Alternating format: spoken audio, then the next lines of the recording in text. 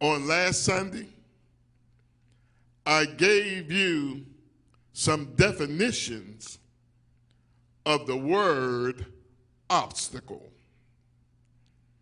Obstacle is defined in the Merriam-Webster dictionary as something that impedes progress or achievement. Obstacle has also been defined as a thing that blocks one's way or prevents or hinders progress. I told you on last Sunday that Pharaoh and his army were fast approaching the Israelites. The Israelites looked behind them, and they literally see an obstacle. They see Pharaoh and his army coming in order to hinder them, to impede their progress from moving into the promised land. But not only did the Israelites see an obstacle behind them, they looked in front of them and saw another obstacle. For in front of them was the Red Sea. And at the Red Sea, there was not a bridge that they could walk across on, nor any boats that they could hire to take them across. The sea was too large for them to swim. They were blocked in with no place to go. I told you that it was God who instructed Moses to have the children of Israel to set up camp in front of the Red Sea. God was the one who led the Israelites there. Remember, it was God who sent angels to lead the Israelites by a cloud by day and a pillar of fire by night. It was God who led the Israelites to what they perceived as a major obstacle. And I shared with you the first lesson of the message.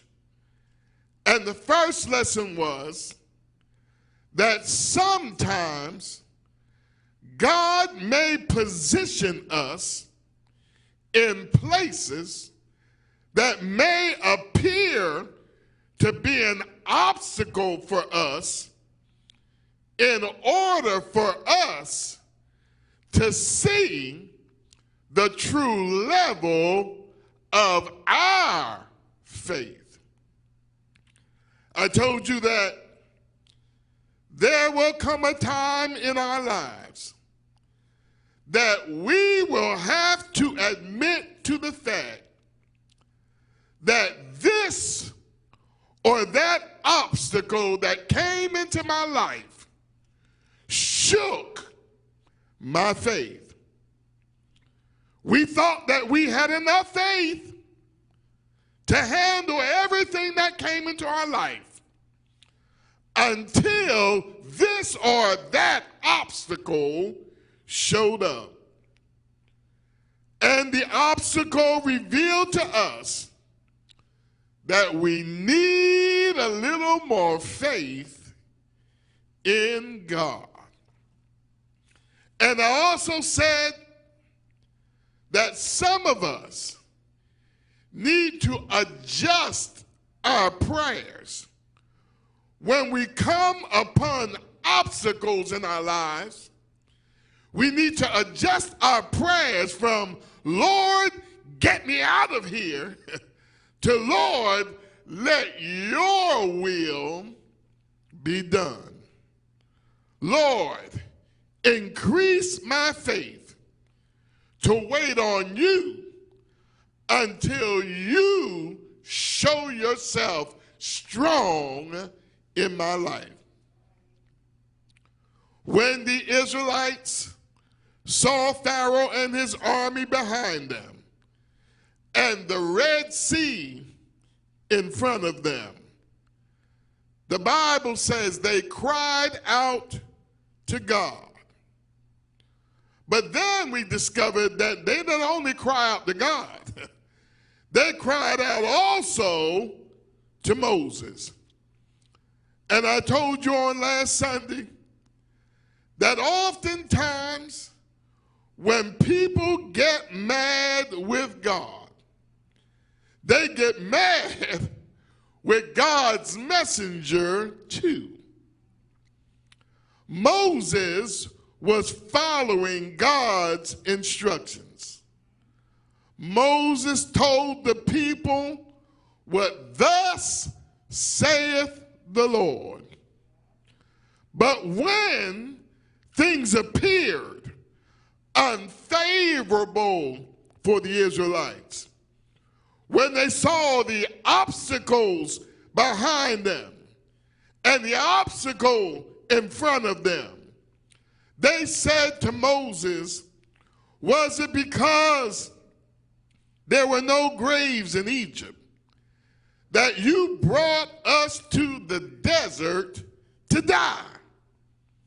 What have you done to us by bringing us up out of Egypt? Didn't we tell you, Moses, while we were still in Egypt, leave us alone. Let us serve the Egyptians. It would have been better for us to serve the Egyptians than to die in this desert. The Israelites spoke words of hopelessness, just like some of us have been doing as the result of the coronavirus pandemic. The Israelites complained to Moses about the predicament that they found themselves in. Remember, all they could see were the obstacles that they faced. But I told you on last Sunday, what the people saw as an obstacle, Moses saw as an opportunity. Moses saw the obstacles as faith opportunities. And I encourage you on last Sunday to see your obstacles as opportunities to stretch your faith. In other words, when it seems like you are blocked and hindered by the circumstances of life, look for God to move in your favor and make a way out of no way. Moses said to the Israelites, do not be afraid. Stand firm, and you will see the deliverance that the Lord will bring to you today. today. Again, Moses said, do not be afraid. In other words, Moses was telling the Israelites that he knew that the position that they were in didn't look good nor feel good to them. But God told him to tell them, do not be afraid of the obstacles that they see behind them and in front of them. Moses tells them that God says to stand firm. In other words, he's telling them not to give up hope. Don't throw in the towel. Don't wave the white flag of surrender. Just stand firm. Stand still and watch how God is going to bring about their deliverance. The Lord tells Moses to quit crying out to him and tell the people to move on. And I told you on last Sunday that I believe that the Lord is telling us, New Providence, as a church family, to make preparations to move on from the place where we are now into the new territory that he has for us. God told Moses to tell the people, tell them, Moses, that the Lord will fight for you. You need only to stand still. And I told you that if God is fighting the battle for us, we know, no doubt about it, we are going to win. There are no obstacles that can stop us if God goes before us and is behind us. And as I close the message on last Sunday, God said to Moses, raise your staff and stretch out your hands over the sea to divide the water so that the Israelites can go through the sea on dry ground. In other words, God was saying to Moses, let me use you to handle the obstacle. Moses, you stretch out your hands. And I ended by encouraging you that God has placed the tools of our deliverance in our own hands. God has placed the tools of faith, hope, and trust. And when we raise faith, hope, and trust in God, when we encounter obstacles along life's journey, God will help us to overcome the obstacles that we face. So today, I want to share with you the third message of the sermon series, Overcoming Obstacles on Your Way to a New Territory.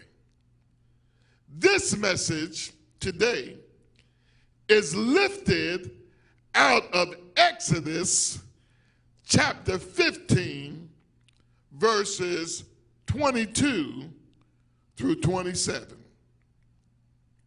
Now, we have already seen two obstacles that the children of Israel faced while leaving Egypt on their way to a new territory. They faced the obstacle of Pharaoh and his Egyptian army. They also faced the obstacle of the Red Sea. Now, you would have thought that by now the children of Israel would have learned the lesson that they could overcome any obstacle if they would just put their faith and complete trust in their God. He has already proven to the Israelites that he is an obstacle overcoming God. But when we get to Exodus chapter 15, verse 22, the Bible says that Moses led Israel from the Red Sea, and they went into the desert of Shur. Now, Shur was a vast, rugged, and sparsely populated wilderness region in the northern Sinai area. The Bible says that Moses and the Israelites traveled in this wilderness for 3 days and did not find any water. Now remember that there were over 1 million people who followed Moses out of Egypt. This is not including the livestock that they brought with them. Now understand with me that Moses and the Israelites did not have tractor trailers filled with drinking water that followed them out of Egypt. All they were able to carry out of Egypt were skins filled with water. And again, let me emphasize that it was over 1 million people as well as animals that followed Moses out of Egypt. For 3 days, they traveled in the wilderness, and they did not find any water for them to drink, nor water to refill their water skins. And remember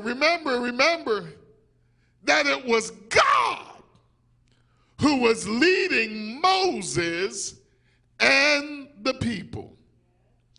He led them by a cloud by day and a pillar of fire by night. But for 3 days, God led them in the desert and did not let them find any water.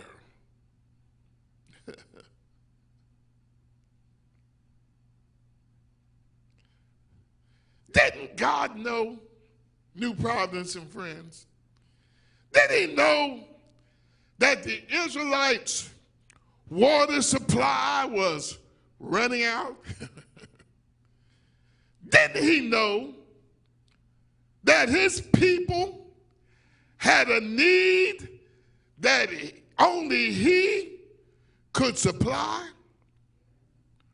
Why would God know that his people were thirsty and not immediately give them the water that they needed? Didn't God see that his people were faced with another obstacle? Yes, he did. God knew. But let me give you my first point. Sometimes God will allow another obstacle in our lives to see if we have learned the lesson from the previous obstacle that we faced. Okay, let me say that again. Sometimes God will allow another obstacle to show up in our lives to see if we have learned the lesson from the previous obstacle that we faced. Sometimes God will allow obstacles to show up in our lives to see if we will trust him and put our total faith and confidence in him. And let me say right here, some of us watching and listening keep running into obstacles in our lives solely because we still have not learned the lesson that we needed to learn from the last obstacle that we faced. We still have not learned to put all of our hope and all of our trust in God. For 3 days, the Israelites traveled in the desert without finding water. Desperation was setting in. They knew that if they did not find clean drinking water soon, that they would become dehydrated and possibly die of thirst.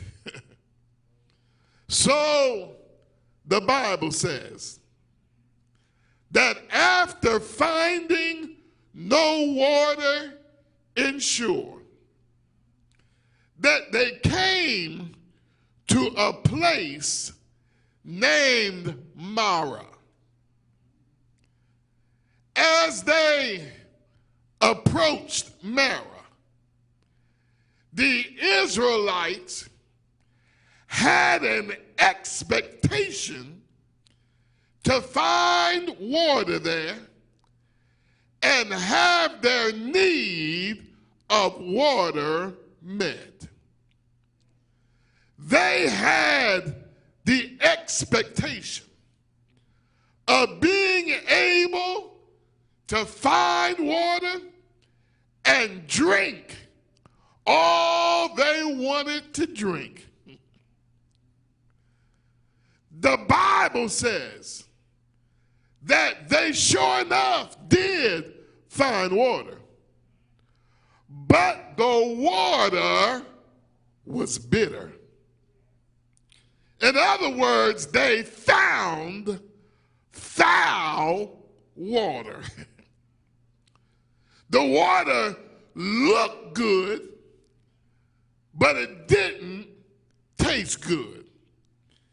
It was bitter. And I want to know this morning, has anyone who is watching and listening today ever had an expectation to find something good just to discover that you found something that was bad? What are you talking about, Pastor? Let me break it down. He or she looked good, but when you really got to know them, you discovered that they were bad to the bone. Have you ever had an expectation that did not pan out the way that you expected it to be? The Israelites found water. They thought that they had found what they desperately needed, only to find out that they could not drink it. Another obstacle has manifested itself. And what do the Israelites do when they run into this obstacle? You know what they did. They complain and blame Moses for their predicament.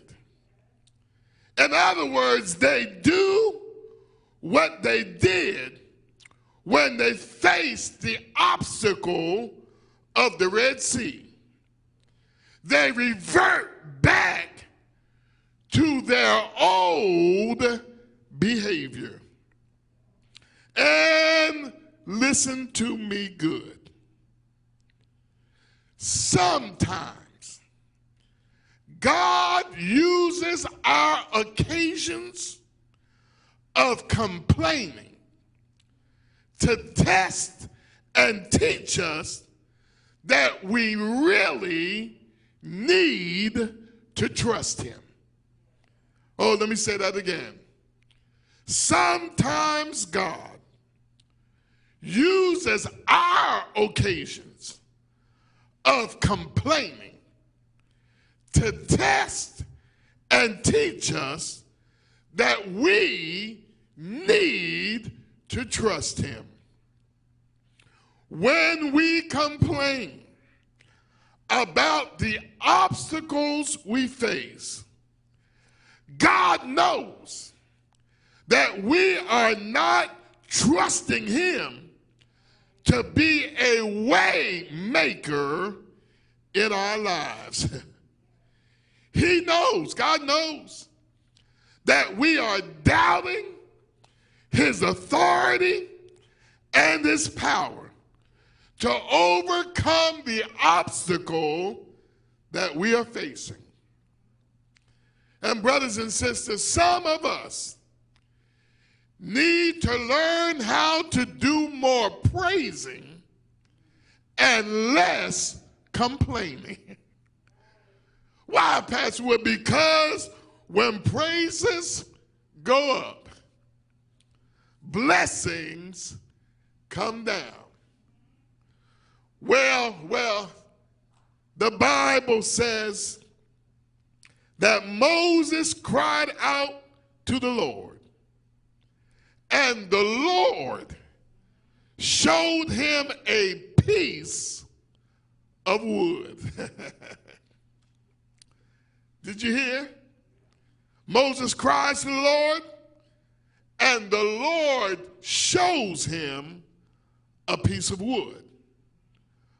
Moses picks up this piece of wood, throws it into the water, and the bottom Bible says that the water became fit to drink. Now, notice with me that the Bible gives no indication that Moses questioned God about why he wanted him to throw the piece of wood into the water. And you know what? If some of us were Moses, we would have asked God 100 questions about what type of wood is this, God? Should we throw the wood overhand or underhand? Where should we throw the wood in the water? God, are you sure you want me to throw this piece of wood into the water? But, my brothers and sisters, Moses did not ask any questions. He moved by faith and did what God told him to do. Listen, without understanding why or how the piece of wood will help them overcome the obstacle, Moses was willing to obey God and leave the results up to God. Listen, New Providence and friends, it is my prayer that when obstacles show up in my life, that I will obey God and trust him to work things out in my favor.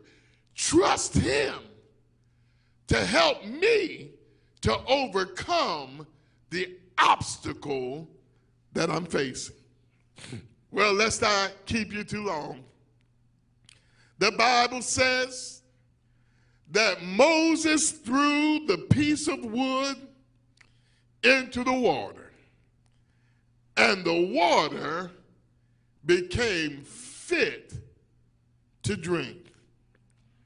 In other words, God turned the obstacle into an opportunity to bless his people. And I stopped by New Providence this Sunday morning to again tell somebody who is watching and listening to see your obstacles as places to witness the supernatural move of God in your life. The hymn writer said it like this: be not dismayed, whatever betide, God will. Did y'all hear what I said? I said God will take care of you. Beneath his wings of love abide. God will take care of you. Do I have any witnesses here that when you have faced obstacles in your past, that you got yourself closer to God and trusted in the Lord with all your heart, did not lean to your own understanding, but acknowledged him in all your ways, and he brought you out? He helped you to overcome the obstacle. Finally, the Bible says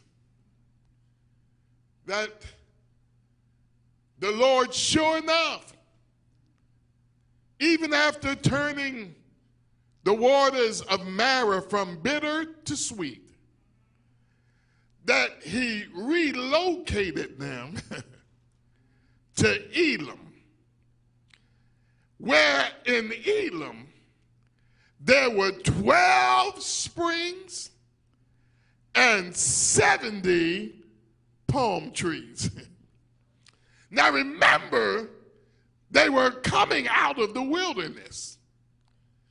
Hot place.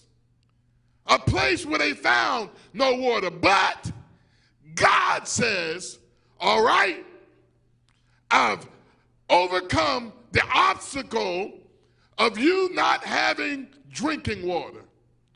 And now I'm going to lead you to a place where you'll have plenty of water and plenty of shade. New Providence, I believe God is saying to us that it is about time for us to prepare to move on to a place where he will provide for us protection.